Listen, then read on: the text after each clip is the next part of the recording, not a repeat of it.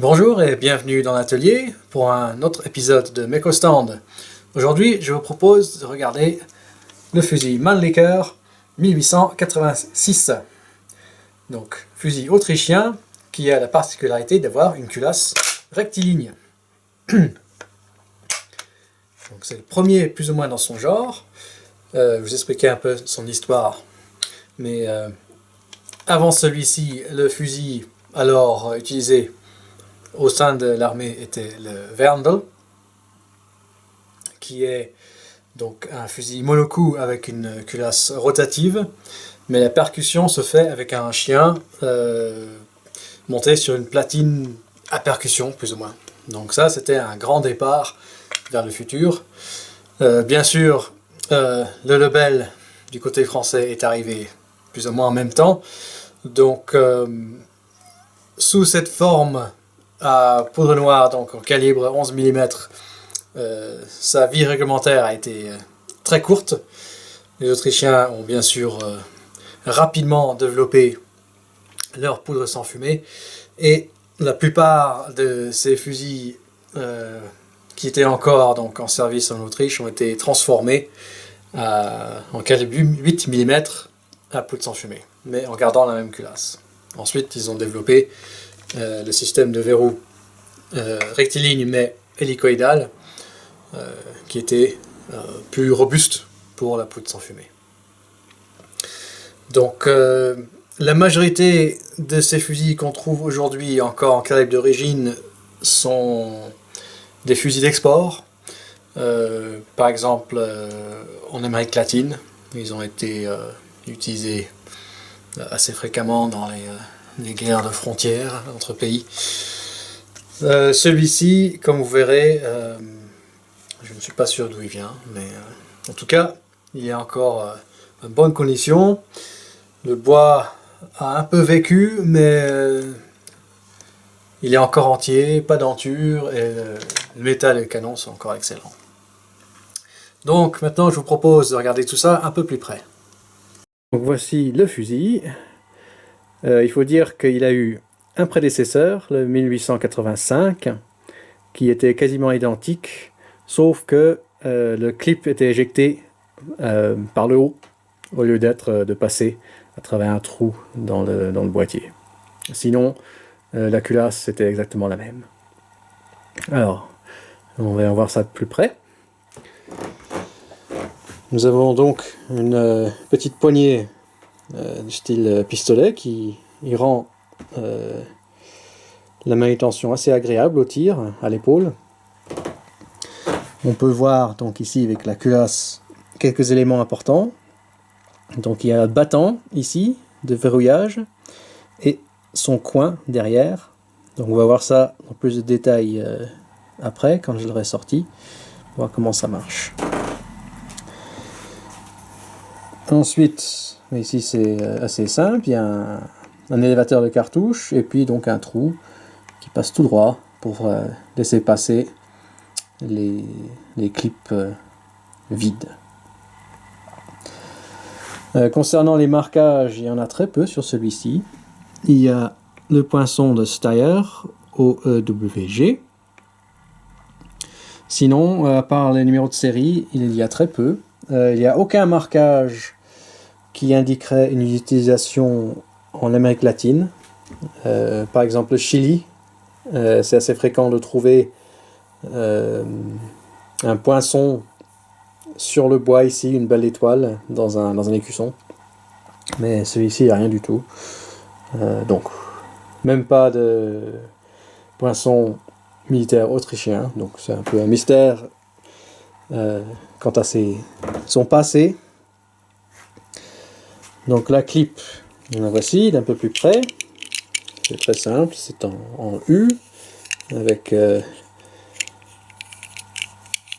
un haut assez intéressant car il est plus ou moins cylindrique, ce qui favorise donc l'éjection de la cartouche supérieure. Et c'est aussi très facile à les charger, car il faut simplement pousser donc dans ce cylindre la cartouche, et à la fin, le culot glisse dans cette rainure, et puis il s'empile comme ça très facilement. À l'origine, ces clips étaient bien sûr livrés chargés, et surtout aux États-Unis, il arrive encore d'en trouver encore dans leur paquet en carton. Donc ils ont de la chance. Hein. Moi, il faut que je recharge. J'utilise des étuis Bertram, donc déjà au calibre, donc 11,5 x 58, et j'utilise un projectile de diamètre 0,446 pouces. C'est un moule de Seiko et ça sort à peu près 360 ou 350 grains. J'utilise le même d'ailleurs pour les cartouches Werndl, enfin pour le fusil Werndl, qui a le même calibre, et ça marche très bien pour les deux. Alors, quelques autres petites choses intéressantes, c'est par exemple la hausse. Donc nous avons deux graduations, à gauche et à droite. À gauche, nous avons de 300 à 1500 pas, ou schritt, et de l'autre côté, nous avons donc 1600 à 1300 pas. Et ceux de gauche donc, sont à utiliser avec la hausse telle quelle. Et ceux de droite sont pour le tir, disons, indirect à longue distance avec ce petit cran télescopique qui sort donc, sur le côté et avec lequel il faut viser avec ce petit guidon donc, qui est monté aussi à droite. Curieux, et je ne sais pas comment c'était vraiment effectif, mais disons ces organes pour le tir indirect étaient à la mode à cette époque, donc voilà. Ensuite, un embouchoir, nous avons donc plus de baguettes, plus de provisions pour une baguette, qui était déjà assez avancée. Nous avons un quillon là pour faire des triangles d'armes.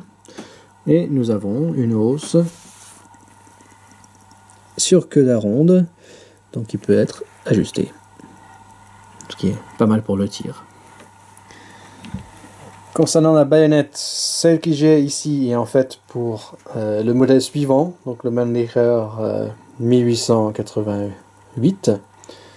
Celui-là, c'est parti pour un contrat siamois.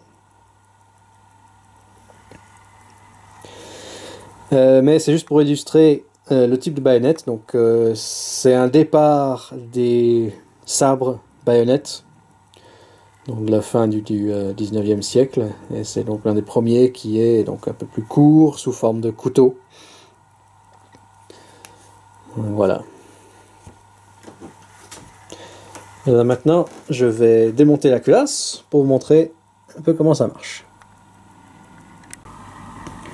Donc pour sortir la culasse, il suffit juste de tirer sur ce petit bouton ici, en arrière, et tirer la culasse en arrière. Et voilà qui est fait. Donc, plus besoin de ça. Alors, donc voilà le système de culasse. En fait, c'est assez simple. Hein. Essentiel à tout ça sont donc ce battant qui pivote sur cette partie externe, ce tube externe de la culasse, et un coin qui coulisse donc à l'intérieur. Vous remarquerez qu'il a un profil en T qui va se loger donc dans cette rainure dans le battant. Donc ils sont liés mécaniquement l'un à l'autre. Ça veut dire que quand le coin va en arrière, il soulève le battant, et inversement, quand il va en avant, ça force le battant vers le bas. Donc dans le boîtier, il y a donc, correspondant à l'emplacement de ce battant, il y a un puits dans lequel le battant vient se loger pour verrouiller la culasse en position. Donc pour le démontage, il faut d'abord enlever l'extracteur. Et pour ceci, il est juste mis par friction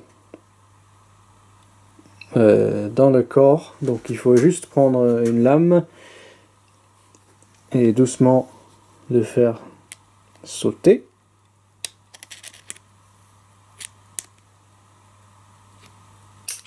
Et voilà. Ensuite, il faut démonter la tête, visser la tête de culasse. Celui-là, il a été un peu endommagé avec un tournevis ou je sais pas quoi. Mais c'était pas moi en tout cas. Vous remarquerez ici qu'il y a un petit plat qui correspond donc au bas de la culasse. Ceci facilite donc la prise de la cartouche hors du clip. Voilà. Ensuite, là on voit le percuteur qu'il faut pousser donc vers l'arrière. Alors moi j'utilise un étui de 44-40 qui va justement très bien pour se loger. On appuie sur le tout et ensuite on dévisse tout simplement l'arrière du percuteur. Donc ça c'est la pièce qui est attrapée par la gâchette lors de la fermeture de la culasse. Voilà. Et ensuite le percuteur sort, donc c'est une pièce robuste. Il y a juste un petit mets-plat ici sur le côté qu'il faut aligner à l'intérieur du tube principal. Et ensuite, ceci fait, on a les deux pièces. Donc on voit là vraiment ce battant avec sa rainure profilée et le coin donc avec le profil adapté pour venir s'imbriquer vraiment dedans.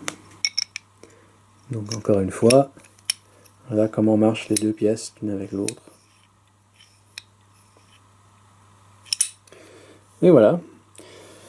Alors, juste remarquez ici, il y a un marquage. Donc le chiffre romain 2 est suivi d'un Q. Alors ici c'est sur donc les deux pièces là. Ça se trouve à l'arrière ici. Ça se trouve sur la grenadière, sur l'embouchoir. Et il y a une hypothèse dans la littérature qui dit que ce serait une indication de pièces de deuxième qualité pour vente à l'étranger. Personnellement, j'ai quelques doutes. Simplement au niveau marketing, ça me semble pas très logique de publiquement marquer des pièces soi-disant inférieures. Mais voilà, ça c'est mon avis. Pour l'instant, j'ai pas vu de documentation officielle de Steyr indiquant cette pratique, donc je reste sceptique. Alors, pour le remontage, c'est assez simple. Donc il faut juste aligner le mets plat à l'intérieur. Dans ce cas, c'est donc à l'opposé de la boule de manutention. Voilà. Alors encore une fois, il faut appuyer sur le percuteur pour pouvoir visser la pièce à l'arrière. Hop. Il faut s'assurer qu'il soit bien aligné avec la rainure à l'arrière, ici. Voilà. Et on finit par remettre la tête de culasse. Encore une fois, on aligne les rainures. Et l'extracteur est simplement poussé en position.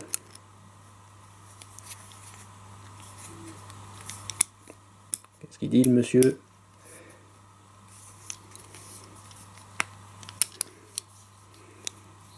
Voilà. Alors, vous avez remarqué lors du démontage qu'il y a un ressort unique. Donc il a bien sûr deux fonctions. La première fonction est donc de solliciter le verrouillage donc, du bloc en forçant le coin sous ou dans le battant.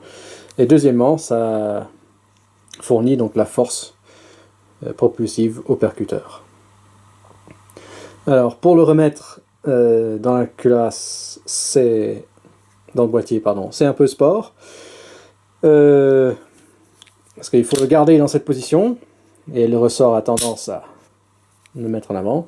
Donc une solution, c'est de mettre une pièce de monnaie ici, ou simplement d'être un petit peu dextreux et juste le pincer, l'insérer dans le bloc.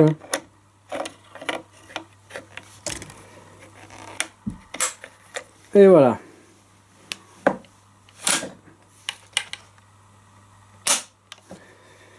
Il y a une sécurité, si on peut appeler ça, ça bloque tout simplement tout mouvement de la culasse. Donc il faut noter aussi qu'ici la culasse n'a aucun moyen pour rearmer le percuteur. Il faut simplement effectuer l'ouverture, au moins partielle, pour réarmer le système. Et voilà. Rien à dire, rien de plus à dire.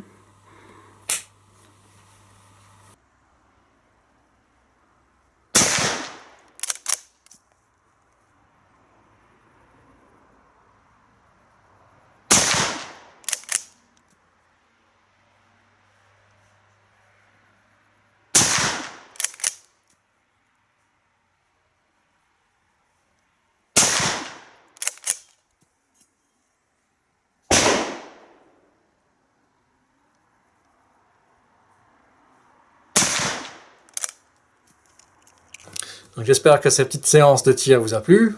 À moi, certainement, c'était génial. J'avais une chose que j'ai oublié de vous dire concernant cette culasse, c'est que il y a aucune provision pour une extraction initiale, donc une première partie. Normalement, dans les fusils à verrou et plus tard aussi dans les systèmes rectilignes, il y a toujours un mouvement de cam entre la culasse et le boîtier pour commencer l'extraction de l'étui. Donc, en particulier, cette provision est pour les étuis qui sont un peu collés. Donc il y a une augmentation de force en premier mouvement de la culasse pour vraiment décoller l'étui, qui est ensuite retiré avec une force inférieure. Donc ici, il n'y a aucune interface de style cam pour faire ce mouvement. Donc, comme quand je fais donc cette première partie qui déverrouille la culasse, rien se passe ici. Donc, je sais pas. C'était pas prévu, malgré que ce système était déjà depuis le Gras et le Mauser 71 déjà avaient ce système, mais bon, c'est vrai que avec ce système de culasse, ça aurait été difficile d'intégrer un tel mécanisme. Enfin, je vais me taire. Voilà, j'espère que vous avez apprécié donc cet aperçu de ce fusil. Et n'oubliez pas de regarder régulièrement pour les nouvelles vidéos. Joignez-nous sur Facebook si vous voulez. Laissez-nous des messages. La langue n'a aucune importance. Et à la prochaine. Merci et au revoir.